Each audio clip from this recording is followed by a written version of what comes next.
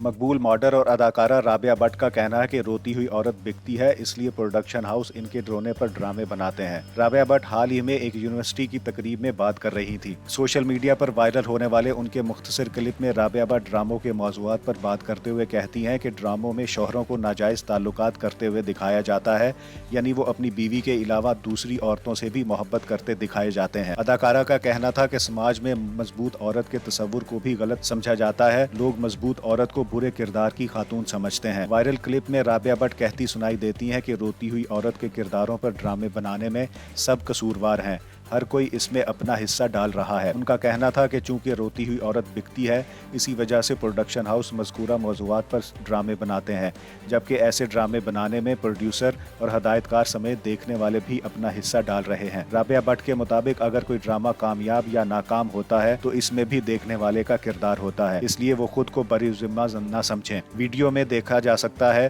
कि अदाकारा की बात पर वहां बैठे अफराद तालियां बजाकर इन्हें दाद देते हैं। ये पहला मौका नहीं है कि राबिया भट्ट ने ड्रामों के मौज़ूआत पर बात की हो। वो पहले भी ड्रामों के कमज़ोर मौज़ूआत पर बात करती रहती हैं और इन्हें तनकीद का निशाना बनाती रहती हैं।